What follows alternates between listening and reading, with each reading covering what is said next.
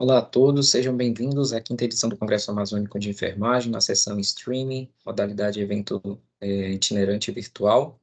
Conforme foi divulgado no primeiro dia, 16 de novembro de 2023, na Faculdade Marta Falcão Leiden, na sessão de abertura, teríamos, né, esta programação com o palestrante Mike Kerik Alves da Silva, Associação das Startup Inovação da Amazônia, que é a ASIAM. Vamos ter uma tolerância de 15 minutos de atraso.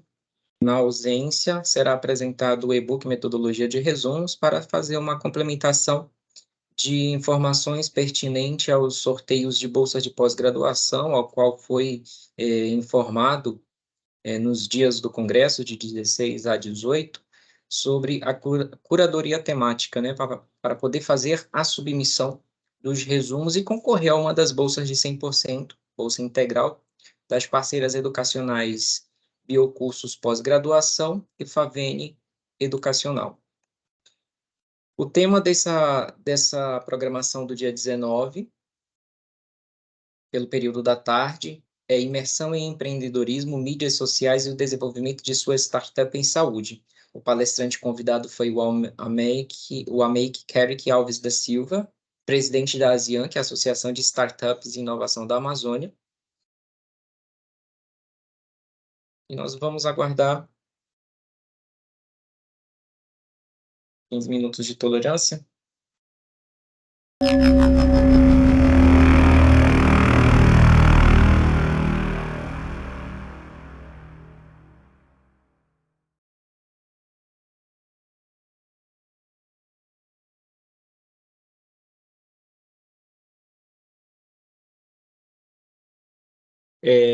Esse infoproduto ele foi desenvolvido com as atividades peculiares do COAINF desde da terceira edição. Nasceu, então, na quarta edição, a idealização de produzir algo que possa ser consultado previamente para orientar e nortear os nossos congressistas, né, os nossos participantes, para fazer uma submissão de resumo científico. Alguns conhecem como relato de experiência. Então, aqui nesse infoproduto, vocês vão encontrar algumas orientações, alguns norteamentos, e também tem um curso EAD que é integrado à plataforma Coainf, onde tem a apostila contendo todos os passos de formatação, seguindo as diretrizes da ABNT ou também de outras peculiaridades de diretrizes, né, de formatação e publicação. Esse infoproduto ele é registrado na marca Coainf, com apenas 18 páginas, assim, você pode ter conhecimento profundo de como deve ser desenvolvido, né, sem esquecer algo de essencialidade. O resumo científico segue um padrão de pensamento. É como se você pegasse um jornal e fosse ler uma notícia, né, ou então uma entrevista, um boletim informativo com uma introdução, com um objetivo, com uma justificativa e um desenvolvimento e uma conclusão. Algo que se tenha início com o entendimento e um final que possa, né, gerar na pessoa que quer ter ali um produto, que quer, naquele momento, ter um conhecimento prévio, a necessidade, né, de refletir sobre aquilo que ele está lendo, né? Lembrando que as nossas produções, elas não são para nós, ela tem que ser escrita para um leitor. Então, o resumo em si, ele versa, né, o pensar, o produzir, o publicar e o apresentar.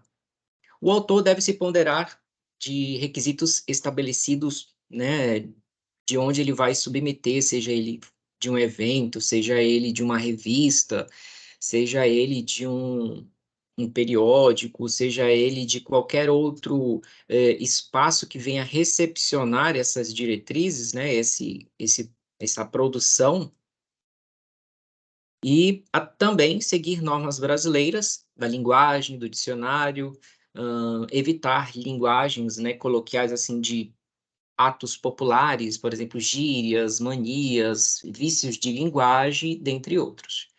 Tem que respeitar também os comitês, no caso os de ética, por exemplo, se for apresentar um produto de pesquisa, você tem que apresentar, necessariamente a numeração do certificado, né, ao qual foi liberado para aquele produto de pesquisa. Seguir as diretrizes de organizadores quando versa sobre evento e publicações em anais com registro, eletrônico, né, o ISSN. Nos tipos de resumos simples, a redação tem um padrão linear. É como eu falei, tem que ter uma introdução, um objetivo, uma justificativa, abordar nesse contexto prévio aí já um norteamento de metodologia, abordar o desenvolvimento da tua linha temática e a conclusão. As seções padrões e caracterizadas são introdução, objetivo, metodologia, justificativa, síntese de resultados e conclusão. No âmbito universitário e para jovens, é uma inspiração para iniciar sua jornada no universo com a apresentação de obras em eventos científicos. Mas para desenvolver tais produções, óbvio, algumas regras são necessárias e elas devem ser seguidas para poder ter uma pontuação, para poder ter um aceite e consequente publicação. Aí a minha pergunta, você sabe o que é? Às vezes, quando tem-se produtos de academia, né, de estudos, alguns participantes, eles têm ainda aquele medo de achar que a produção dele não vai ser considerada, que é algo inútil, que é um conhecimento não valoroso, mas muito pelo contrário.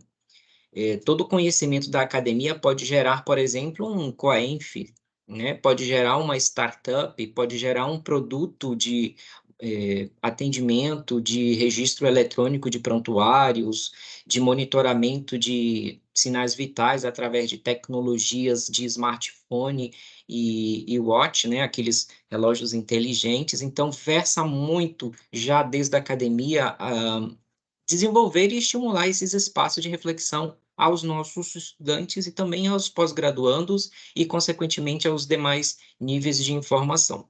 A reflexão científica em todas as áreas do conhecimento corrobora no aprimoramento das linhas de pensamento e idealização de novos estudos, com o objetivo de despertar as atuações por diversos públicos, ou seja, serve como um mapa, né, para a consulta de informações, bem como para categorizar as temáticas de interesse. Nesse contexto, se destaca a comunicação científica, que segue um padrão conceitual, semântico e aspectos de formação. Com isso, é recomendável a lapidação das habilidades dos envolvidos, seja ele estudante, profissional em formação, profissional em serviço, né, e o profissional de campo, e interessados para repassar ao público de pares ou leigos a redação necessária para entendimento da referida temática apresentada. Versa também, senhores, um entendimento que um resumo ele tem técnicas de designer, formatação, redação e comunicação. São algumas das ferramentas necessárias para uma boa prospecção de interesse ao tema. Então, nesse e-book você vai encontrar algumas dicas e também de como publicar. O passo a passo, ele deve ser claro, objetivo e coeso. No que versa, o resumo científico deve possuir o quê? Forma gramatical e textual, tendo como os seguintes aspectos prioritários: passar uma clareza no que se expõe, né? Falar, se for falar de hipertensão, falar com clareza, o que vem a ser pressão alta, pressão baixa, né? Sistema ali, os aspectos sistólicos e diastólicos, fatores que interferem, fatores que agravam, né? Fatores que podem melhorar ali os valores pressóricos, uma alimentação saudável, hidratação, a medicação nos tempos correlatos e programados, né, de receita. Então, quando você for falar sobre esses aspectos, vocês têm que ter interesse realmente no assunto. É como se fosse uma relação de tema, né? E de interesse e afinidade. Tem que ter uma objetividade e tem que ter coesão naquilo que fala, né? Não pode começar na introdução falando de hipertensão e depois parar ali no objetivo, seguindo para aspectos de outros temas como o câncer, de outros temas de patológico, né, que divergem daquilo que realmente você quer passar na introdução. Mas para isso você deve se atentar nos seguintes passos. Primeiro, é necessário saber que todo tipo de resumo que se pretende desenhar, ele tem sequência, ele tem lógica, ele tem formatação, ele tem uma fundamentação. Qual o tipo de resumo que corresponde com as minhas expectativas de produção? Por exemplo, se eu for num relato de experiência, que é uma visita técnica, que é um desenvolvimento de estágio, que é uma produção ali de sala de aula, óbvio que eu não vou falar sobre um produto técnico, né? As fases de uma produção técnica ou de umas fases de produção de pesquisa. Eu vou relatar aquilo que eu vivenciei no campo, aquilo que se foi despertado ali naquele momento, né? A obtenção das informações necessárias para orientação textual, se eu estiver em sala de aula e o professor, um aspecto de docência, disser, vamos ali desenvolver, né, alguns aspectos de didática, uns aspectos de como elaborar ali a metodologia de aprendizagem, se é uma teoria de aprendizagem por proximidade, se é metodologia ativa, que tipo de metodologia ativa é essa desenvolvida, quais são esses aspectos educacionais que contribuem para a formação docente, né, a formação do discente ali, o aprendizado, a troca de relação professor-aluno, aluno-professor, os métodos de avaliação, qual é a contribuição que esse método de avaliação contribui para a aprendizagem, né? Se eu estiver em um evento, qual é o relato de experiência desse evento, desse congresso? Relatar ali naquele contexto o que foi abordado, o que pode ser útil na minha aprendizagem, né, do meu desenvolvimento educacional, profissional, social, político. Então, tem-se uma lógica. Se eu tenho um determinado item a seguir, né, enquanto relato de experiência, eu tenho uma volta ali de discussão a se desenvolver. Então, quais são os benefícios das publicações no mercado de trabalho? Diversos, né? Desde educacional, social e profissional. Por exemplo, se você for fazer uma seleção de mestrado, já afindando ali a academia, você já tem que trazer uma bagagem da educação, dali dos aspectos da graduação, né? Os seus relatos de experiência, as suas produções técnico-científicas, os seus PIBIC, seus PAIC, seus PASSE, atividades, né, curricular de extensão, seus eventos, suas publicações em congresso, suas participações em cursos de extensão complementares, os estágios. Então, todos esses arcabouços aí de aditivos, né, de pontuação, corrobora para o seu crescimento ali no currículo Lattes. Então, um resumo e apresentação de trabalho não seria diferente. Muito pelo contrário, já dá um tecer maior aí na sua evolução e também destaque, né? Na sua formação e na sua concorrência com outros pares.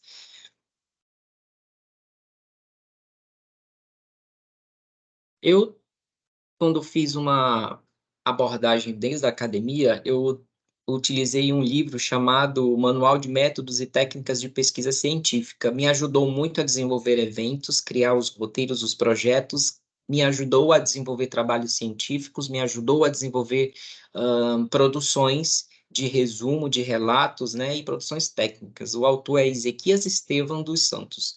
É uma obra muito boa, indicada a qualquer público, de qualquer área do conhecimento humano, tendo assim uma objetividade de auxiliar na produção, né? E também na, na formação do conteúdo textual, dos aspectos regimentais ali da Associação Brasileira de Normas Técnicas, né? E é isso. Então, assim, ó, seguir um passo a passo é um pouco complexo, mas quando você entende a caminhada, você já sabe para onde quer ir, né? Então, por exemplo, se eu tenho um tipo de estudo, eu tenho uma modalidade de resumo. Para essa modalidade de resumo, eu tenho uma ferramenta. Essas ferramentas vão ser alimentadas através dessas informações. Essas informações vão seguir diretrizes de norma de publicação. E se essas normas de publicação forem aceitas, eu vou ter benefícios das publicações, que serão postagens, né, a publicação em anais, em revistas, em apresentações, jornadas científicas e dentre outras. Tudo isso seguindo uma norma ética em pesquisa. Lembrando, sempre tem que, se for pesquisa com seres humanos, você tem que ter aí a sua certificação, né, o CAI, que é a certificação de avaliação e apreciação ética. É um registro que toda pesquisa com seres humanos requer. As regras de produção, elas devem ser obedecidas, obrigatoriamente, até pelo fato de ser regras. Se você não seguir essas regras, obviamente você vai ter um conflito lá na frente. O autor deve ponderar para algumas observações antes de produzir a sua obra. Se vale a pena apresentar o delineamento de reforma resumida do original, mesmo assim, os interessados devem se atentar para algumas regras de produção, para não deixar as informações ausentes do leitor, fazendo com que o mesmo obtenha a versão original da obra publicada. Por exemplo, se eu tenho uma obra que é mais de 30 laudas, páginas, e em um resumo eu consiga dissertar a essência, o coração daquela pesquisa, chegou-se, então, nessa finalidade do que é ser resumo, explicando a introdução principal da temática, o objetivo, a metodologia, a justificativa, o desenvolvimento e a conclusão. Existem palavras-chave que expressam, né, o sentido cronológico dessa produção do resumo e a composição dos parágrafos. Então, assim, você vai lá no Dex, né, ou você vai lá nas bases dos seus periódicos e você seleciona X palavras-chave, né? Pode ser até 3, né, no mínimo 3, recomenda-se. E você deve seguir, assim, de ótima escolha, porque uma palavra-chave pode trazer 5 obras, como uma palavra errada pode trazer nenhuma. Então, dependendo de qual lógica seguir aí, né, de avaliação da temática, desenho desse estudo, é bem apreciado nessa produção. Expressar os temas centrais, ideias e referências. Eu não vou utilizar uma referência de 10, 20 anos atrás se eu tenho novas obras que podem reconceituar, né, e fundamentar os conceitos que a épocas passadas não se tinham. Regras de inserção de dados devem ser ponderadas e evitadas em algumas ocasiões. Por exemplo, tem tabelas e gráficos que não são admitidos em resumos, tá? Em produções de anais, somente os dados, assim, em percentuais, né, ou percentuais, aí depende da linguagem no momento, ou infográficos, né? Como ícones, símbolos, figuras, tabelas, equações, fórmulas e demais gráficos em contexto da produção do resumo. Pois, além de ocupar espaço, impedem o entendimento do leitor, sendo que os dados devem permanecer na obra original, por consequência de sentido cronológico textual, interpretativo e limites de caracteres, né? E também para consulta futura, em consultas futuras, né, de esclarecimento, de mais apreciação, enfim, de outras, né, formas de citação, caso o leitor queira consultar o original para produzir suas peças de atividades, né, suas obras, ele vai lá no original que tem as laudas em si, né. Evite palavras redundantes, ou seja, as que dão o mesmo sentido de interpretação. Por exemplo, ascender, subir, né, retroceder, descer, diminuir, declinar. Então, assim, são situações na mesma linha, parágrafo, e é meio complicado você representar tantas falas que tornam-se redundantes, né, quando você for fazer a interpretação. Pois em leitura em contexto popular, ler significa tomar para si entendimento e conhecimento com a finalidade de nortear, né, importância e representatividade textual e sua intenção com a redação. Lembrando que a leitura tem em suas finalidades os tipos cômico, distrativo, cultural, informativo, aprendizado em perfil de aproveitamento e também formativo, que é uma das situações que você encontra muito em atividades de educação à distância. E os tipos de resumo? Qual o tipo de resumo que corresponde com as minhas expectativas de produção e comunicação científica? Os relatos de experiência, vivência ou técnicos científicos são os mais apresentados em âmbitos de congressos e de demais eventos acadêmicos de imersão profissional? Os tipos de resumo crítico, resenha ou recensão, ou autor especialista ou participante de desenvolvimento de pesquisa acadêmica, produz após análise de uma edição, ou seja, seleciona dentre outras obras da mesma temática. Já o indicativo aborda a percepção do autor quando ao destaque de determinada obra. Por exemplo, não exclui o leitor de consultar a originalidade da obra textual, ou seja, vai necessariamente e obrigatoriamente requerer, né, uma consulta ali da obra original a qual foi feito a inspiração desse resumo. O informativo ele apresenta de forma e estrutura com objetivo, metodologia, dados e conclusão da obra principal. Permite, então, ao autor apresentar de forma resumida as principais conquistas, né, deixando optativo uma consulta à obra original. Então, assim, o informativo ele já te apresenta todas as bases de uma produção de 30 laudas, enquanto o indicativo te requer e te obriga a consultar a obra original. Por exemplo, tem uma recomendação de filme, A Chegada, de Denis Villeneuve. É um filme de produção científica que aborda a comunicação entre duas raças, né, alienígena e a raça humana, quando eles chegam na Terra. Eles têm uma forma de comunicação através de gráficos, né, como se fosse gráficos. Uma linguagem totalmente divergente da que se entende, né, dos idiomas. Então, eles vão se comunicando e vão criando métodos ali de reinterpretar e recodificar, né, a forma como se entende. Ou seja, a pesquisadora, o cientista, eles determinaram uma sequência lógica, né, e designou-se ali em cada gravura, em cada figura, uma possível palavra-chave, né, para poder gerar um conceito e uma formação textual. Tiago, mas como é que a gente vai produzir isso? Simples, através de ferramentas, né, textuais. As principais ferramentas de produção textual no âmbito acadêmico e científico são os editores e leitores de texto, de apresentação e slideshow, né, que são a forma que a gente apresenta, né, em palestras, em congressos, que são os slideshow. Se inclui também os programas de revisão textual. Eu vou explicar um contexto disso, porque muitas pessoas têm afinidade pelos produtos, né, o software da Microsoft, Word, ou OpenOffice, que é do Libre, né, e também do Apple Pages, que são distintas tecnologias e também as funcionalidades. Então, daí você vai ter que aprender a fazer os ajustes de espaçamento, os ajustes de recuo, a fonte, o tamanho, né, e se é caixa alta ou não. Então, assim, tudo isso você vai ter que aprender junto ao seu software de disponibilidade. O autor, então, deverá se atentar para onde se deseja enviar a referida publicação e se existem setores que recebem arquivos de extensão doc, né? Tem uns sistemas que recebem online a submissão, eles te obrigam, né? Eles te exigem, requerem que você produza no software do seu laptop, do seu notebook, do tablet, enfim.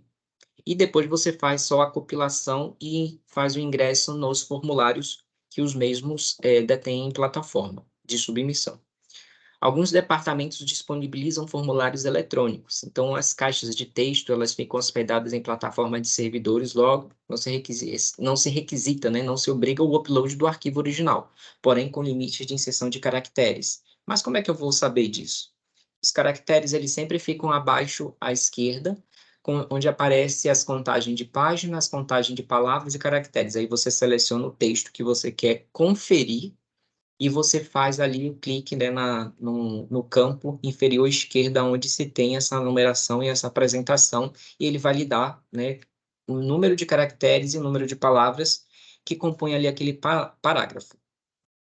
Existem também, além das ferramentas livres e independentes, nos próprios softwares, a opção de revisão textual, onde se faz necessária a atualização para os padrões do idioma, né, da obra, consultando nas abas de opções de ajuda dos programas. Temos uma recomendação de software livre, por exemplo, o Microsoft Word, ele te obriga a ter uma chave, alguns, né, fazem ali o aspecto jeitinho brasileiro, outros têm uma consulta prévia de 30, 60, 120 dias, dependendo da edição, mas o LibreOffice, ele tem a mesma funcionalidade, só que ele tem alguns ajustes diferenciados na localização dos ícones, né, que tem ali das ferramentas, seja ele de fonte, formatação e também de espaçamento, né, enfim.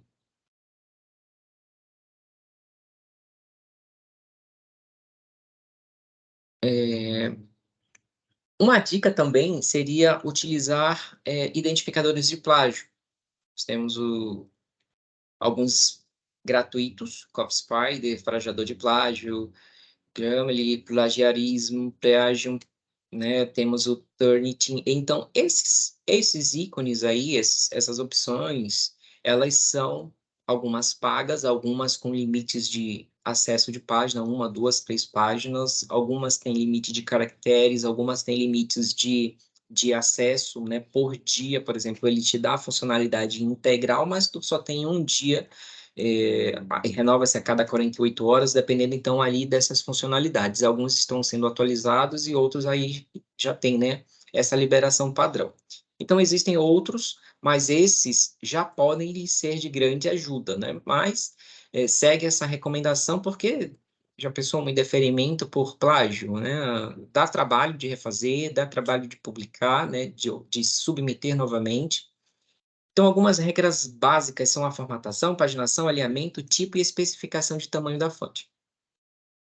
Deve-se o autor, em primeiro momento, desenhar o título principal com relação a, assim, à temática da obra. Dica: pesquise em plataformas de vendas de livros, e-book, periódicos e publicações seriadas, títulos relacionados à sua produção, para evitar aspectos homônimos, pois tendo como norte fará uma boa lógica de apresentação, redação e marketing da obra. Tem um filme, O Homem Ideal, de Ian Gosling. É um filme baseado na ambição de um homem que utiliza de forma antiética a produção de um livro a partir da obra intelectual de outra pessoa, o que custou um preço muito significativo para a sua carreira. Aqui vocês vão ver um estilo de formatação. É sempre aquela situação de sala de aula. Trabalho X, Y, Z, margem superior esquerda e margem superior e lateral esquerda, né, margem esquerda, 3 centímetros. Margem à direita e inferior, 2 centímetros. Aí as pessoas acham que já colocando 3, 3, 2, 2 já vai revolucionar o seu trabalho. Não, muito pelo contrário. Vai lhe dar mais ajustes a fazer, porque quando tem-se a opção de inserir tema, quando tem-se a opção de inserir autor, né, localizado ali à direita, na parte superior, abaixo do tema do subtítulo, tamanho 12, tamanho 11, tamanho 10, itálico, negrito, com nota de rodapé. Inserir nota de rodapé é uma função do software, não é aquela função sua, né, manual, de colocar um sobrescrito, com fonte às vezes diminuída a 10, a 9, a 8, né, para parecer que foi automático. A sequência do texto, do desenvolvimento do corpo, né, da anatomia do resumo. Nós temos ali o texto do resumo com as suas referidas seções de composição do parágrafo, então contendo a lógica e estrutura de redação textual e gramatical. As palavras-chave, ou também conhecida como os descritores, seguem em sequência, né? E, por fim, a nota de rodapé, onde muitas revistas, periódicos e eventos se tem a identificação do autor, né? E muitas vezes o autor relator e responsável pelo produto do resumo, se tem a identificação dele com o nome completo, né? Na parte superior, e na nota de rodapé tem-se o e-mail, tem-se a formação, a sua maior titulação. Inicia-se sempre com a maior titulação, né? Graduação, maior titulação, consequência de algum vínculo institucional, educacional ou vínculo privado, né? E seguindo posterior, temos aí as alterações das fontes. As padrões são Times e Arial, tá? Temos aí as colocações devidas de espaçamento de um e-mail na seção do corpo do resumo. Aí eu deixei um exemplo de publicação de periódico que foi da revista de Mato Grosso do Sul, da Universidade, né, do Mato Grosso do Sul. Aí vocês podem fazer a conferência, seguir um padrão de lógica, né, de formatação. As etapas de pesquisa, elas lhe dão um norteamento, isso para pesquisas, mas se você for fazer também um relato de experiência, você vai seguir na mesma lógica, observar, identificar o problema, pesquisar em uma base de dados se tem alguma obra relativa àquele problema que você já tem, você vai sugerir hipótese e experimento, né, que o experimento nada mais é do que a observação de um todo e colocá-lo à prova. Vai analisar esses produtos, essas informações advindas desses experimentos, né, dessa interpretação da sua realidade, desse relato de experiência, né, dessa revisão bibliográfica, um exemplo, né? E depois da análise você faz a conclusão. Então, como eu falei do CAI, que é o Certificado de Apresentação para Apreciação Ética, ele sempre advém de CEP, que é um comitê de ética local, né, direcionado, específico, mais próximo da sua localidade, de âmbito, seja ele público ou privado. E a estrutura da redação? A forma da escrita deve ser no verbo da voz ativa, terceira pessoa do singular e a contextualização da frase significativa e explicativa. Lembrando que a palavra-chave é a identificação e definição exata daquilo que o autor apresenta ao seu público leitor. Exemplo, deve-se apontar, aponta, né? Os tamanhos de resumos acadêmicos de obras do tipo monografias, teses e dissertações também, relatórios e artigos técnicos científicos são entre 150 e 500 palavras, ou seja, até 2.500 caracteres. Já as obras de periódicos são entre 100 e 250 palavras, ou seja, 1.250 caracteres. Com exceção de resumos de qualidade crítica, o autor não deve se reter ao limite de tamanho, lembrando que o resumo deve ir de encontro com o pensamento da obra original.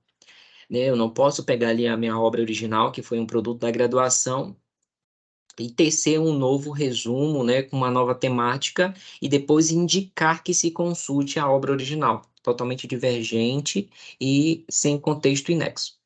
Tendo como consideração a condensação daquilo que foi escrito ou vivenciado, sintetizando, né, com a percepção técnica e seguindo os passos de abrangência, ou seja, até onde se precisa alcançar de forma resumida para repassar ao leitor a convicção temática. É uma pergunta que se reflexiona a cada produção, porque, né, a temática, a conceituação, os novos interpretamentos, né, assim, as interpretações, elas mudam. Os eventos científicos ou chamadas públicas para submissões em editoriais e periódicos seguem uma linha temática.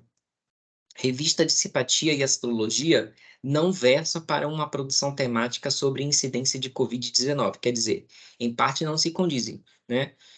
Relacionar ali na revista Simpatias e Astrologias que os astros, né, o que o universo traz ali naquele contexto de Covid, somente se for assim, né, brincando, situações de naves, uma situação, né, que vem de outro mundo, enfim, mas não se condiz. Então, tem que ter uma lógica, né, tem que saber a etiologia do patógeno, né, e desenvolver ele, a pesquisa, né, a produção e encaminhar ao setor correto de apreciação, senão a revista ela indefere, né, não tem como mandar uma pesquisa clínica para uma, né, totalmente clínica para uma revista do direito, da engenharia, sem uma correlação entre as áreas.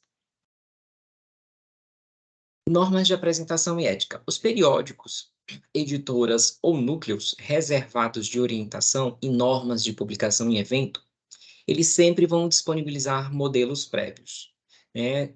Se seguir a terceira, quarta, quinta, sexta, sétima edição, sempre consultar as 2 ou 3 últimas edições que antecedem o evento que você participa, ou as diretrizes internas do evento para nortear os interessados, ou seja, se lançou um evento hoje, ele vai lançar um regimento, umas diretrizes que contempla-se para aquela produção. E quando não disponibilizam com as programações de evento, indica-se os meios e as fontes normativas e associativas como uma consulta de norteamento e padrão, né, de formatação, que são a ABNT e a NBR.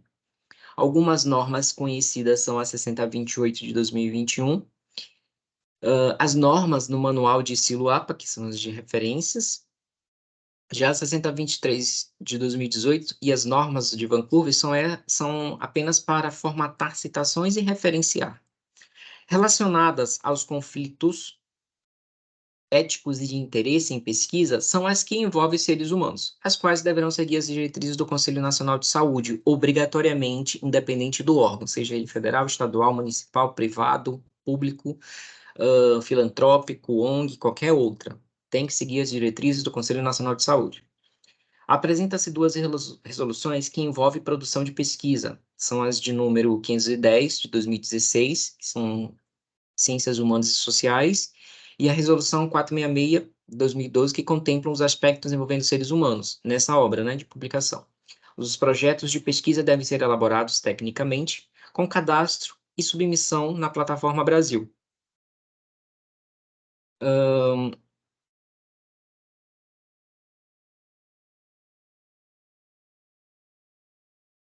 O endereço da plataforma é plataformabrasil.saude.gov.br. Salvo engano, se tiver alguma alteração, é só colocar no Google, né, site, reticências, plataforma Brasil e pressionar Enter. Aí vai se indicar, né, o site atualizado. O estudante profissional ou pesquisador pode cadastrar suas obras finalizadas no currículo Lattes. É muito importante, porque é onde você registra todas as suas produções, seus infoprodutos, as suas técnicas, né, é assim, seu rol, seu portfólio de obras, acessando então a plataforma online lattes.cnpq.br. Mas e a vantagem? Como eu já disse, as vantagens são diversas, né, no âmbito educacional, profissional, no âmbito de concorrer a algum certame, né, em idealizações, por exemplo, a idealização com a ENF foi pensada originalmente em lançar a edição anual. Então, logo a cada evento, a organização, né, o organizador desenha os requisitos de editorial, conforme as temáticas, inspirações e resoluções de norma de pesquisa e categorias, né, em contexto profissional, sendo apresentações e submissões convertidas para a diagramação dos anais do evento e modalidade, sendo comunicação coordenada ou e-poster. As recomendações sempre estarão disponíveis em sites da marca, Coenf, e em sua plataforma da atual edição do evento. E assim são as outras edições de outros eventos, de outros organizadores, de outras organizações. O site hoje da marca Coenf é coenf.online. Tem-se 4 edições de produção, né? Até o lançamento desse e-book, teve-se 4 edições de evento. Essa que nós estamos falando é a 5ª edição. Teve-se outros eventos paralelos, como workshop e oficina de redação científicas, né, que versam assim, temas específicos, como enfermagem forense, saúde estética, atualização livre, né, em cursos de enfermagem, atualização livres, de tema livres, registros, anotações. E sobre o idealizador da marca? As minhas obras, todas elas foram oriundas desde a academia até os aspectos de produção, já com portador de diploma, né? Totalizou-se 35 produções até o tempo dessa publicação de e-book, em anais de evento nacional, regional e local, em periódico e revista, bem como mais de 40 colaborações e apresentações em eventos, além de organização de eventos. O resultado dessas publicações, senhores, me oportunizou a participar em seleção de residência em hospital universitário, bem como em mestrado no contexto em ciências da saúde, que após com vínculo, né, ambos com vínculo junto a uma universidade federal. Só que, em detrimento de exercícios, né, de continuidade, teve-se aí umas escolhas. Então, isso vai de cada participante.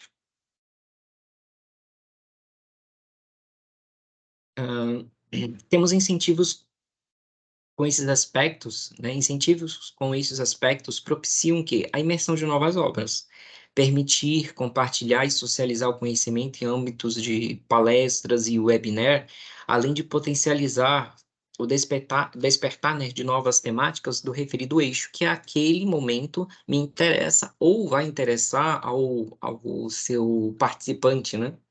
Aquele que idealiza, por exemplo, se eu estou em um seminário de liga acadêmica, qual a importância da liga acadêmica para o meu desenvolvimento educacional? Quais são ali, num período de 6 meses, a minha participação? Quais são os meus produtos científicos desenvolvidos, os meus relatos de experiência, a minha percepção na elaboração de resumo, na verdade, resumo não, de organização de evento dos seminários científicos, de discussão, de estudos, né, ali de espaços de estudo. Então, qual é a minha percepção? Dá para fazer uma obra ali? Claro que dá.